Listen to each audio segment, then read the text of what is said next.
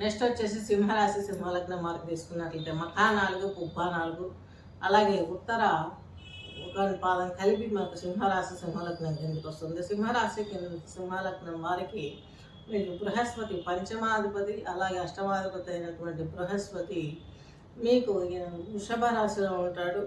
ఎంతవరకు అనుకుంటే మనకు వృషభ రాశిలోకి వచ్చే సంవత్సరం మే 14 వరకు మిథునంలోకి వచ్చే వరకు కూడా వృషభంలో తిరోగమనం చేస్తూ ముందుకు రావడం, వెనక్కి వెళ్ళడం ఇలాంటివన్నీ జరుగుతూ ఉంటాయి. దాని మూలంగా మీకు ఉద్యోగంలో కూడా కొంచెం ఫ్లెక్సిబుల్గా అప్పుడప్పుడు బ్యాడ్ ఇన్సిడెంట్స్ జరుగుతూ మరలా మంచి జరుగుతూ ఇలా ఉండే అవకాశం ఉంటుంది.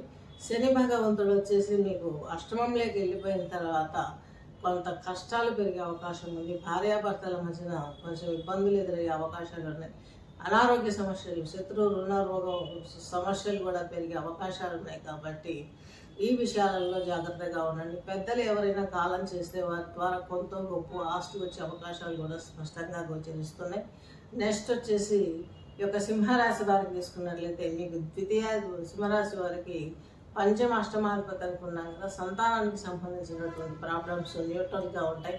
ఇది వరకటికి ఉన్నటువంటి టెన్షన్ ఇప్పుడు ఉండదు. కొంత గొప్ప లాభం పుంజుకునే అవకాశాలు ఉన్నాయి.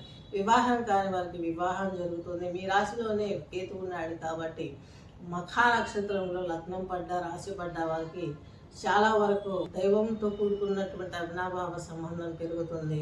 ఇవన్నీ చూసుకుంటూ నెమ్మదిగా మీరు ప్రయాణించగలరు మీ వ్యక్తిగత జీవితాన్ని. ఫ్యామిలీలో ప్రాబ్లమ్స్ ఉండవు, కానీ మీకు పర్సనల్ ప్రాబ్లమ్స్ ఎక్కువయ్యే అవకాశాలు ఉంటాయి. అలాగే శని చూస్తున్నాడు మే 29వ తేదీ వరకు 2029. అంతవరకు జీవిత భాగస్వామి ప్రెషర్ కూడా మీ పైన అధికంగా ఉంటుంది. కేతువు కూడా మీకు అష్టమాధిపతి కాబట్టి మీకు కొంచెం అనారోగ్య సమస్యలు, మతిమరుపు ఇలాంటివి అనేక రకమైనటువంటి ప్రాబ్లమ్స్ ప్రబలంగా మారే అవకాశాలు ఉన్నాయి. కాబట్టి చాలా జాగ్రత్తగా మీ జాతకాన్ని, వ్యక్తిగత జాతకాన్ని పరిశీలింపజేసుకుని గోచారంలో ఉన్న గోచారాన్ని పరిశీలింపజేసుకుని మా నెంబర్ని కాన్సల్ట్ అయ్యి మీకు కావాల్సినటువంటి పరిహారాలు చేయించుకోవాలని ఆశిస్తూ స్వస్తి.